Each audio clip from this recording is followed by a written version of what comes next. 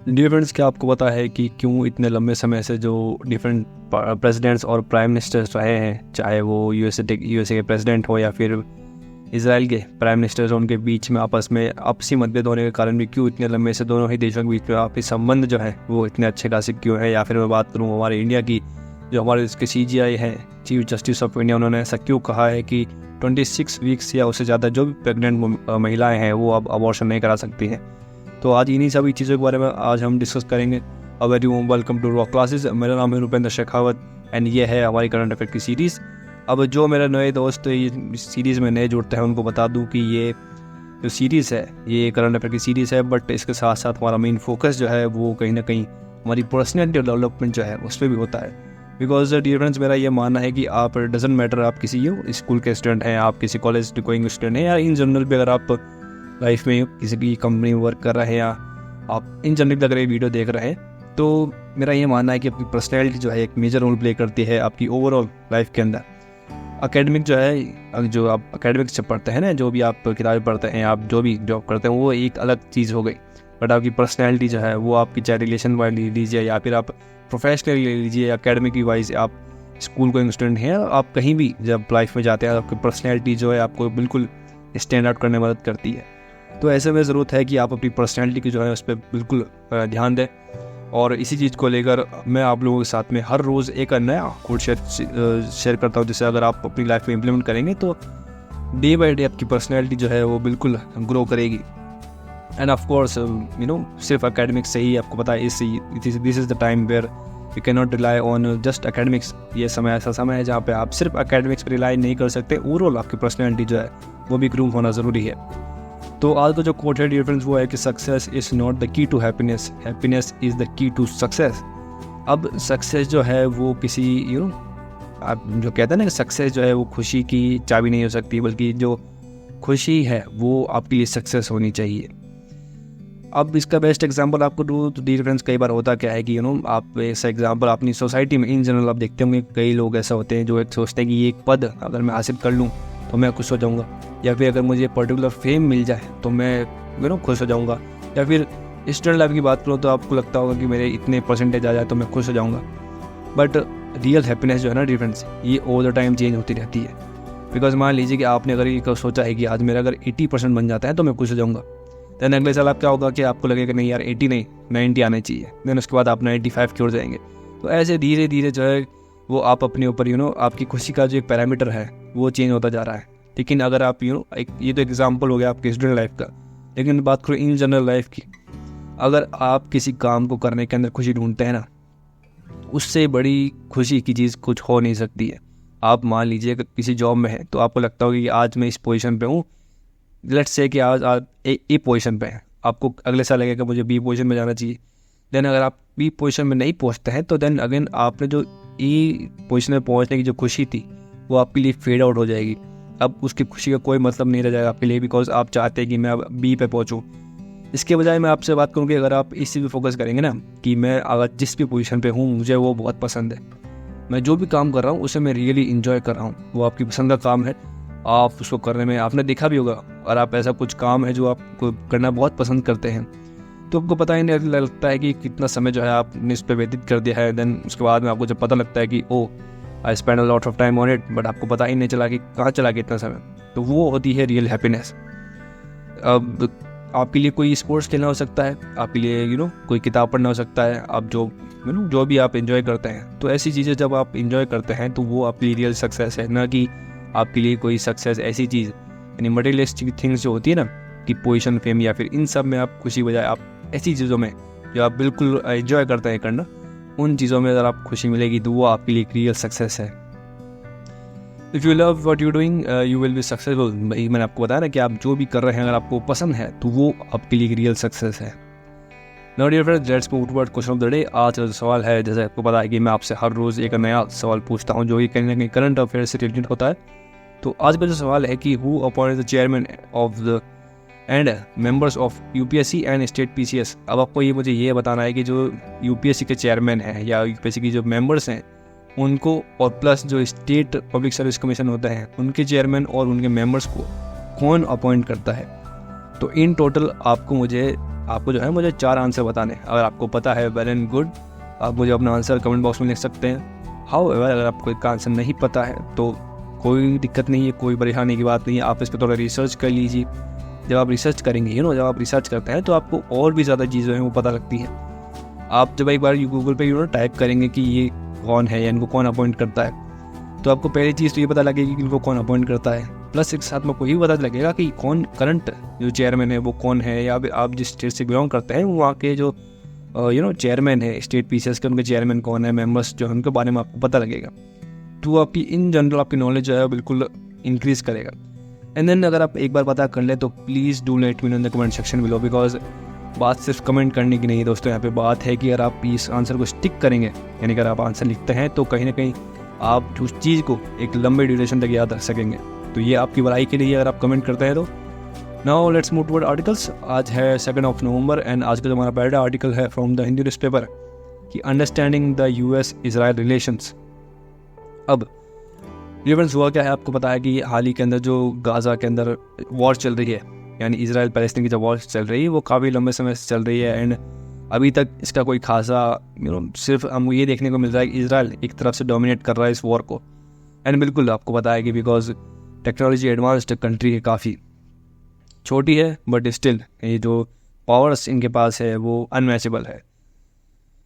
तो राष्ट्रपति जो है USA के बाइडेन सपोर्ट फॉर इजराइल। अब despite the ongoing Israel military operation in Gaza, this underscores the US consistent banking of Israel in times of conflict. अब आपको पता होगा रेफरेंस हम इस इशू के बारे में पहले भी डिस्कस कर चुके हैं, जहाँ पे मैंने आपको ये बताया था कि कैसे ये जो वर्ल्ड है ना ये 2 गुटों में बट गया है। अब एक जो ग्रुप है उनका ये कहना है कि जो इजराइल के लोग हैं वो बिल्कुल सही कर रहे हैं, जिसके अंदर USA भी आता है, कि बल्कि कहता है ना कि सेल्फ डिफेंस के अंदर आप अटैक कर रहे हैं, तो एक अच्छी चीज़ है। वही जो दूसरा ग्रुप है उनका ये कहना है कि इजराइल जो है वो डोमिनेट कर रहा है पैलेस्टीन को और वहाँ के लोगों को,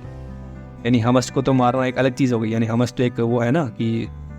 टेररिस्ट ग्रुप है, उनके साथ साथ जो पैलेस्टीन के लोग हैं उनको भी हार्म पहुँचा रहा है। तो एक तरह से इजराइल है उसका एक कहता ना बैन करना या फिर इजराइल को एक तरीके से डिफेम करना, तो वो चीज़ बताई गई है। कैसे 2 अलग अलग ग्रुप्स के अंदर लोग बट गए हैं। तो ऐसे में अगर US है अभी भी अगर पहले इजराइल का सपोर्ट कर रहा है, तो ये कहीं ना कहीं प्रो इजरायली एक जो सपोर्ट है वो दर्शाता है USA का। अब हिस्टोरिकली बात करूँ दोस्तों तो ये कोई आज की बात नहीं है जहाँ पे US से सपोर्ट करा इजराइल को, ये एक हिस्टोरिकली काफ़ी लंबी चीज़ें हैं, यानी कि बहुत पहले से ही जो US का सपोर्ट है वो इजराइल को मिलता आ रहा है, dating back to the early 20th century when it endorsed the idea of Jewish homeland and was the country to recognize Israel in 1948। अब 1948 के समय पे, यानी 1948 या उससे पहले की बात करूँ 1919 के अंदर जब बात की गई थी, ब्रिटिशर्स जो थे उन्होंने जब डिसाइड किया था कि इजराइल को मतलब उस समय पे जो लैंड थी उसको 2 हिस्सों में बांटेंगे, एक इजराइल के लिए एंड अगली पैलेस्टीन के लिए। तो उस समय से ही जो USA का सपोर्ट है वो रहा है इजरायली जूइश लोग हैं, यानी कि जो इजराइल में रहते हैं जूइश लोग, उनके लिए सपोर्ट सिंस देम उस समय से ही बना हुआ है। तो ये कोई आज की बात या नई बात नहीं है जब USA जो है अपना सपोर्ट जो है इजराइल को दिखा रहा है। अब हम समझेंगे कि कैसे इजराइल जो US है ये वर्ल्ड पावर होने के बावजूद भी जो अपना एक सपोर्ट है वो इजराइल के साथ क्यों इतना इंटरेस्टेड है अपना सपोर्ट दिखाने के लिए। अब 1967 जब वॉर हुई थी दोस्तों, उस समय पे क्या हुआ था कि the turning point of US Israel relation occurred in 1967 when Israel Swift victory in the 6-day war marked it as a stable ally capable of checking Soviet influence in the region। अब इतना सा छोटा सा country है दोस्तों Israel, but still जब मैं बात करता हूँ आपसे 1967 की वॉर की, तो उस समय पे क्या होता है कि जितने भी ये देश है ना, इजिप्ट है, चाहे आसपास के जॉर्डन है, सीरिया है, लेबनान है, तो इन सभी देशों ने क्या किया था, एक साथ इस इजराइल को दबाने की कोशिश की थी उस समय। बट उस समय पे भी मैंने मान लीजिए कि कितने प्रो नेशनलिस्ट वहाँ के लोग हैं कि उस समय भी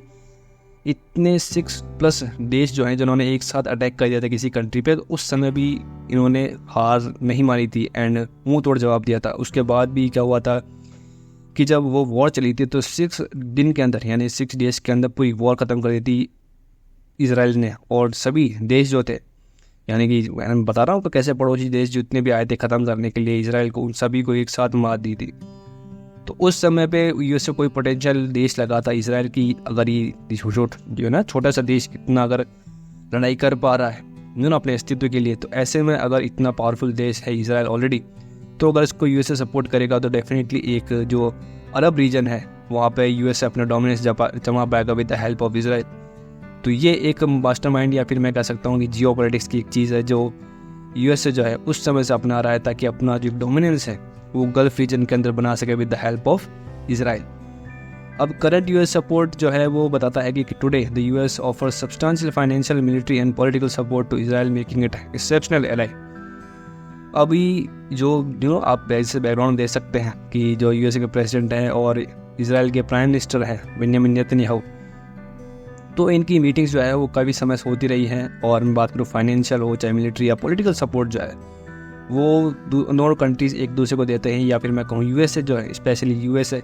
अपना काफ़ी सपोर्ट जो है वो इसराइल के साथ दिखाता रहता है। एंड आपको इंटरेस्टिंग फैक्ट बताऊँ दोस्तों कि जितने भी मिलिट्री एक्सेस होती है ना, उन सब में से जो यूएसए और इसराइल की जो मिलिट्री है वो काफ़ी फ्रीक्वेंटली एक्सरसाइज करती रहती है, बिकॉज दैट शोज अप कि how close both countries are. तो ऐसे में देखा आपने कि कैसे पहले से ही जो है यूएसए इसराइल को जो है एक पोटेंशियल एलाई इसलिए भी मानता है क्योंकि बिकॉज ये पहले से ही इतना स्ट्रॉन्ग है and it is capable of holding more than काफ़ी ज़्यादा अरब देश जो हमको एक साथ डिफीट करने की ताकत इसराइल रखता है। तो इसलिए एक विन विन सिचुएशन क्रिएट करता है फॉर द यूएसए। अब स्ट्रेटेजिक वैल्यू की बात करूँ, Israel strategic importance in volatile region is key factor driving the close partnership between USA and Israel. अब मैंने आपको बताया ना कि कैसे एक स्ट्रेटेजिकली जो लोकेशन है ना इसराइल की, वो देखिए दोस्तों यहाँ पे दो चीज़ें काम कर रही है। पहला तो ये कि इसराइल की जो लोकेशन है वो काफ़ी ज़्यादा बिल्कुल बीच में एकदम अरब रीजन के, एक तो ये रीजन है, प्लस ये कि इसराइल ऑलरेडी मैं बात कर रहा हूँ जब से ही इसराइल बना है तब से ही मोस्ट इतना पावरफुल कंट्री है कि इसने काफ़ी देशों को एक साथ हरा दिया था। तो ये जब दो चीज़ें आपस में मिल जाती है ना, तो ये यूएसए के लिए काफ़ी फ़ायदेमंद है, बिकॉज ये यूएसए को मदद करती है कि अपना सपोर्ट जो है वो इसराइल को और प्रदान करे, ताकि इसराइल और ज़्यादा ताकतवर हो चुके उस रीजन में,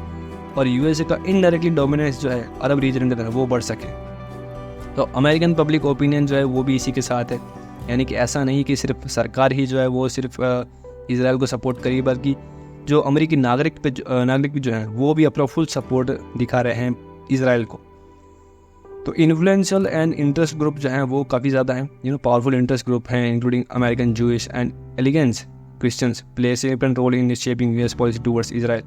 अब ऐसे कोई जूइश लोग जो अमेरिका में रह रहे हैं उनका भी सपोर्ट, तो they are very pro nationalist. अब जैसा जब भी ये वॉर स्टार्ट हुई थी,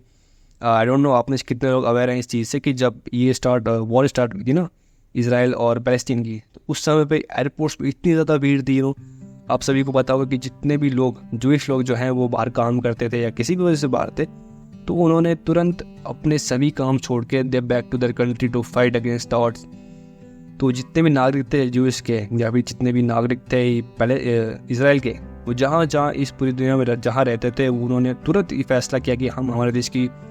लड़ाई के लिए बिल्कुल अपना सपोर्ट देंगे, and they landed in their own country. तो ये दर्शाता है कि जो इसराइल के जो लोग हैं वो कितने ज़्यादा सपोर्टिव हैं या कितने प्रो नेशनलिस्ट हैं टूवर्ड्स देयर कंट्री। तो ऐसी कुछ चीज़ें जब यूएसए के लोग, यानी यूएसए में जो लोग रहते थे इसराइल के ऑलरेडी, तो उन्होंने जब अपना ये ऐसा रूप दिखाया कि वो कितने प्रो नेशनल, तो ऐसी चीज़ें जो है वो अमेरिकन कम्युनिटी का भी अट्रैक्ट करती हैं, एंड इजीली अमेरिकन कम्युनिटीज़ हैं वो इतना सपोर्ट करती है इसराइल को। अब इसराइल की जो लॉबी है, यानी यूएस इसराइल लॉबी,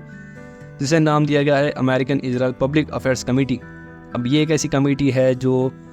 दोनों ही देशों के बीच में मीटिंग्स होती है ना, जैसे कि influence US policy towards Israel by hosting leaders from both countries and supporting political aligned with its goals. अब जितने भी मीटिंग्स होती हैं, चाहे वो डिप्लोमेट्स हों, चाहे प्राइम मिनिस्टर या प्रेसिडेंट हो, इन सभी की मीटिंग जब ऑर्गेनाइज करानी होती है, तो AIPAC जो है American Israel public affairs committee, ये एक पावरफुल रोल प्ले करती है ताकि दोनों ही देश के बीच में जो अलाइंस है उसको स्ट्रॉन्ग किया जा सके, पॉलिटिकल सपोर्ट जो है वो एक दूसरे को स्ट्रॉन्ग किया जा सके, और अलाइन जो गोल्स हैं इन दोनों के देशों के वो अचीव कर सकें।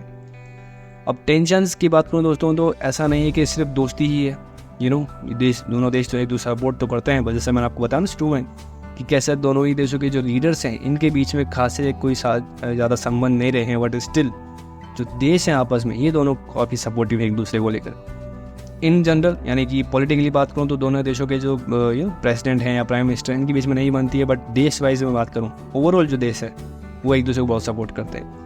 तो while there has been occasional clashes between US President and Israel Prime Ministers, their disputes have not led to a breakdown in US-Israel relationship. अभी ये तो करंट के जो प्रेसिडेंट आप देख रहे हैं बैकग्राउंड के अंदर कि एक तरफ जो बाइडेन साहब हैं और दूसरी तरफ बेंजामिन नेतन्याहू है, तो ये तो अभी की बात हो गई। लेकिन इससे पहले जब बराक ओबामा थे या फिर मैं बात करूँ डोनाल्ड ट्रंप जब थे,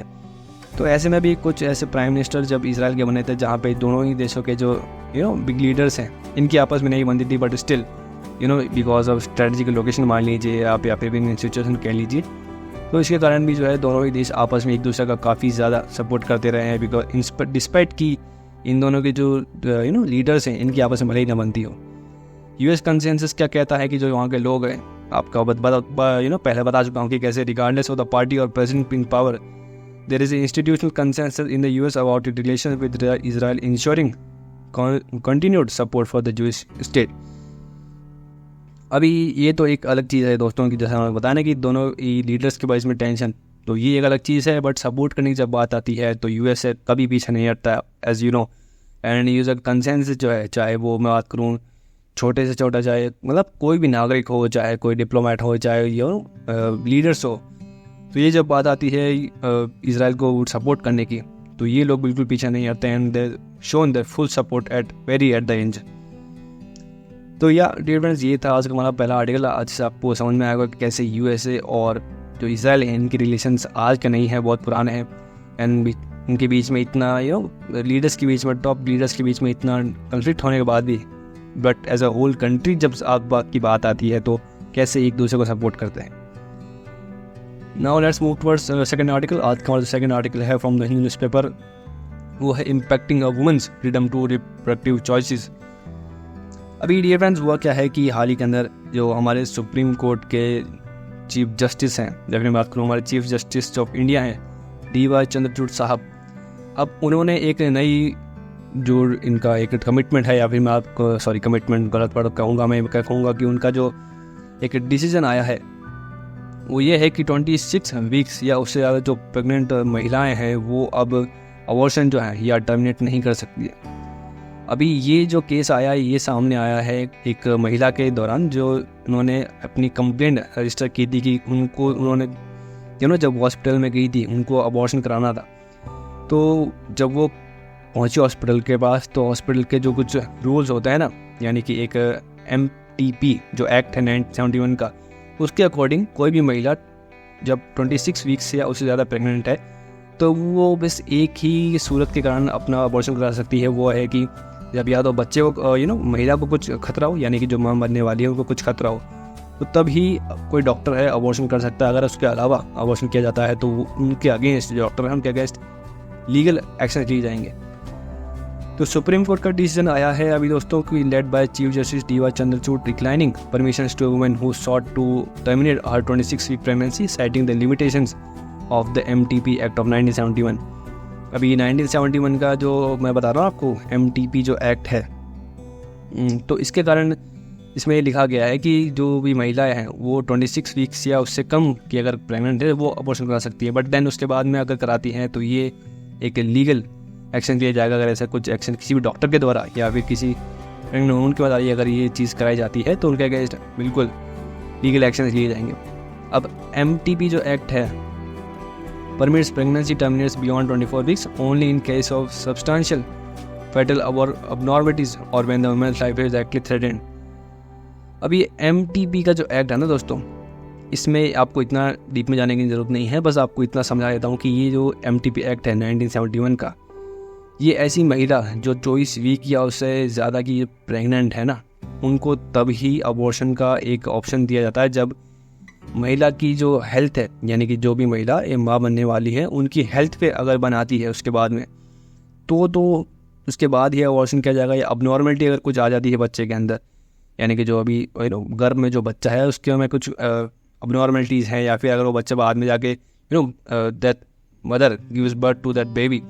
उसके बाद में अगर महिला की हेल्थ को कुछ खतरा होता है तब ही उस महिला का अबॉर्शन किया जाता है, अनटिल एंड अनलेस तब तक कोई भी जो अबॉर्शन है वो नहीं किया जाएगा उस महिला का। अब फैटल वायबिलिटी की बात करो दोस्तों, the judgement implies that a woman right to choose an abortion extinguishes when fetus becomes viable and can survive outside the mother uterus unless specific condition in the MTB Act as met। अभी fatal viability की चीज़ ये गई है दोस्तों कि जब एक biological term है, आपको समझने की ज़रूरत है यहाँ पे, ये है कि अगर कोई भी महिला जब 26 वीक्स 26 हफ्ते या उससे ज़्यादा जब प्रेग्नेंट हो जाती है तो जो बेबी होता है ना गर्भ के अंदर, वो अपना एक फॉर्म होना शुरू हो जाता है। 26 वीक्स तक कोई खासा डेवलपमेंट नहीं होता, बट आफ्टर दैट जो है एक फुल फ्लैश जो एक चीज़ है बेबी तैयार हो जाता है, यानी कि यूट्रस जो होता है उसके अंदर क्या होता है कि जो बेबी तैयार हो जाता है उसके बाद में अगर आप उस चीज़ को, यानी कि महिला अगर अबॉर्शन कराती है तो वो एक तरीके से उस जीव की हत्या मानी जाती है। तो ऐसे में जो MTB का एक्ट है ना वो इस चीज़ को अलाउ नहीं करता है कि कोई भी महिला 26 वीक्स के बाद में अबॉर्शन करे। अगर करवाना ही है तो आप पहले, यानी उससे पहले कुछ मेडिकल कंडीशंस के अंदर आपको रियायत दी जाती है कि वो महिला जो है वो अबॉर्शन करा सकती है, बट उसके बाद में ये चीज़ जो है वो फिजिबल नहीं है अकॉर्डिंग टू MTB एक्ट। अब अनआंसर क्वेश्चन जो है वो उसके अंदर ये भी है। अब एक तमका जो है वो ये कह रहा है कि एक बेबी है, उनकी अगर अबॉर्शन करा लेते हैं तो एक तरफ तो माँ की जो सेहत उनका सवाल है, या फिर अगर अबॉर्शन नहीं कराते हैं तो जो बच्चा है अगर उनको कुछ होता है या उसके बच्चे को कुछ होता है तो उसके पीछे कौन जिम्मेदार होगा। The judgement fail to address crucial question such as whether a fetus possesses autonomous moral status, legal standing and constitutional right। अभी एक तरफ तो महिला की साइड लेते हैं कई लोग, कई एक ग्रुप है, अब जो भी जजमेंट आया है जजेस के द्वारा, अब उन दोनों के बीच में एक तो मेजॉरिटी से आता है जजमेंट, यानी कि अगर मान लीजिए 5 जजेस की बेंच है तो उसमें 3 जजेस ने कुछ और कहा है एंड 2 जजेस ने और कुछ कहा है, बट जो मेन डिसीजन आता है वो 3 जो जजेस ने अपना डिसीजन दिया उसके बेसिस पे आता है। अब उसमें कुछ जजेस का ये कहना है कि जो राइट होता है ना किसी भी वुमन का, यानी कॉन्स्टिट्यूशनल राइट है कि आप ऐसा कर सकते हैं, बट अगेन कुछ जो ग्रुप है उनका ये कहना है कि अगर आप वुमेन की हेल्थ जो है उनको लेकर भी सवाल खड़े उठते हैं कि अगर मान लीजिए कि कुछ अगर अभी नहीं तो बाद में अगर कुछ गलत होता है तो उसके पीछे कौन रिस्पॉन्सिबल होगा। तो ऐसी कुछ चीज़ें हैं जो आपको समझने की ज़रूरत है यहाँ पे कि fatal right versus women right. अब मैं आपको बता रहा हूँ कि कैसे 2 ग्रुप में बढ़ गए हैं। एक तो कह रहा है कि फैटल का जो राइट है कि नहीं, उनको जो बच्चा है उसको जन्म लेने का अधिकार है। वहीं दूसरी तरफ कुछ ऐसे लोग हैं जिनका कहना है कि वुमेन का जो राइट है ना, उनके पीछे कुछ भी हो सकता है, चाहे वुमेन की डिग्निटी हो, चाहे प्राइवेसी हो, चाहे और भी कुछ कारण हो सकते हैं जिसके कारण वुमेन जो है वो अबॉर्शन कराना चाहती हैं। तो ऐसे में 2 अलग अलग चीज़ों के एक तो बीवी की तरफ है एंड देन जो दूसरा ग्रुप है वो वुमेन राइट्स की ओर है। द जजमेंट में prioritise the result rights to of the fetus over a pregnant woman, rights to privacy and dignity as it does not engage with the issue of fetal rights.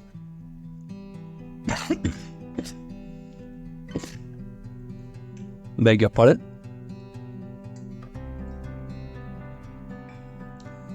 अभी मैं आपको बता रहा हूँ दोस्तों कि कैसे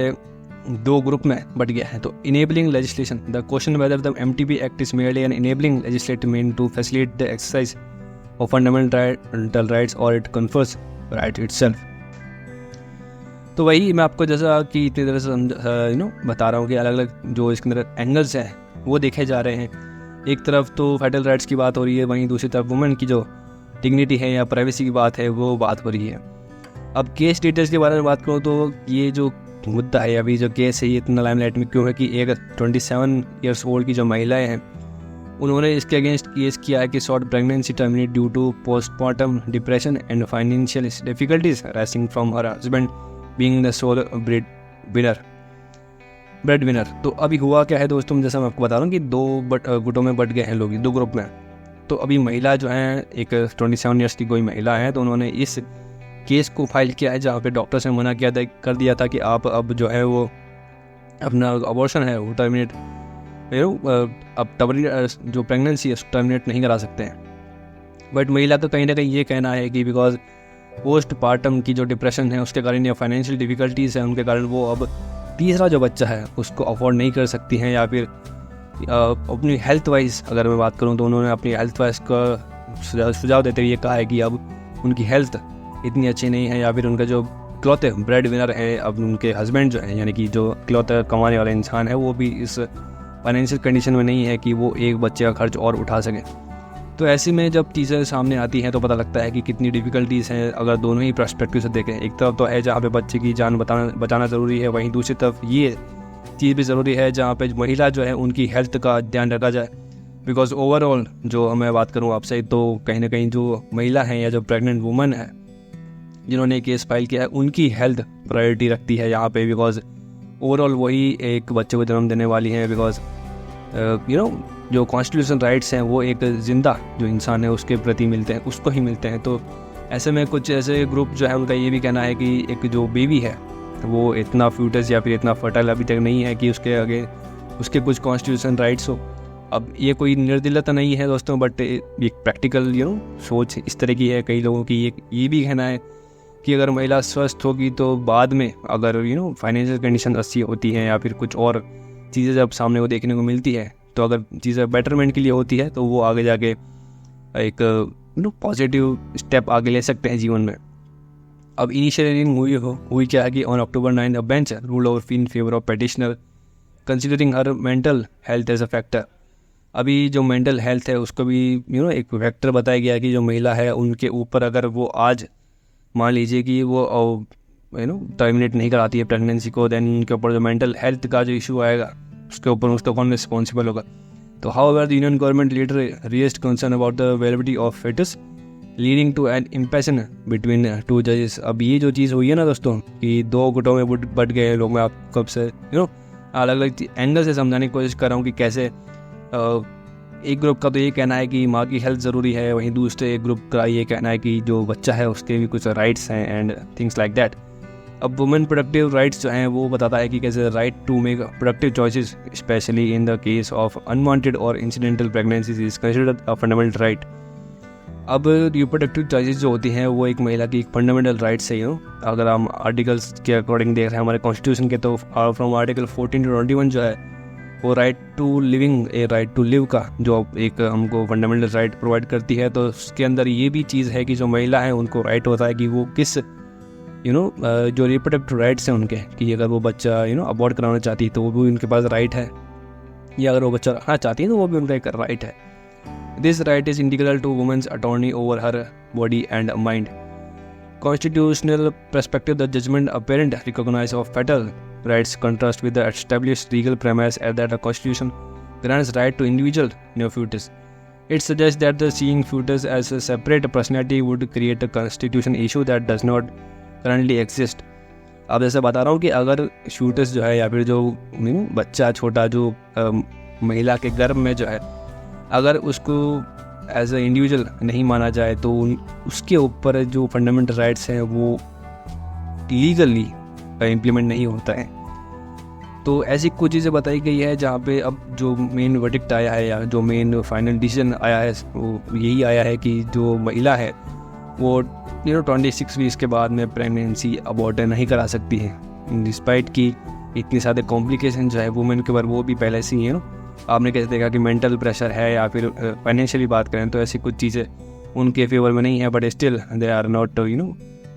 अब इस चीज़ में नहीं है कि वो जो बच्चा है उसको अबॉर्ट करा सके। तो फाइनली इसकी वर्डिक्ट ये आया है कि जो महिलाएं हैं वो उनकी हेल्थ को लेकर या उनकी ओवरऑल हेल्थ है उसको लेकर चिंता जताते हुए यही कहा गया कि वो अबॉर्ट ना कराए। Now dear friends, let's move toward headlines. आज की कुछ हेडलाइंस चेक कर लेते हैं कि UPSC tightens rules for appointment of state police chiefs. तो यूपीएससी ने थोड़े जो स्टेट पुलिस के जो चीफ्स हैं उनके अपॉइंटमेंट के अंदर थोड़ा और शक्ति दिखाई है। वही ऑथर नंदिनी दास विन जो है उन्होंने जीता इस साल का ब्रिटिश अकेडमी अवार्ड, और भूटान जो है वो पहला देश बन गया है जहाँ पे जो एंटायर जो स्ट्रे डॉग्स होते हैं उनको वैक्सीनेट किया गया है। वहीं इंडिया जो है पहला जो जम्मू एंड कश्मीर है वो पहला राज्य बन गया है जहाँ पे लेवेंडर फार्म की जाती है। तो ये आज की कुछ हेडलाइंस, आपको ये करंट अफेयर्स समझ में आए होंगे, इजी थे बिल्कुल। एंड या that's about this episode of रोक क्लासेस। डियर फ्रेंड्स, अगर आप वीडियो को लाइक नहीं किया है तो please give a thumbs up, अपने आंसर्स कमेंट्स कीजिए and share with your friends and family. Subscribe कर दीजिए चैनल को अभी तक सब्सक्राइब नहीं किया है तो, एंड या that's it. This is Rupesh Shekhaut signing off. Jai Hind, and I'll see you in the next episode.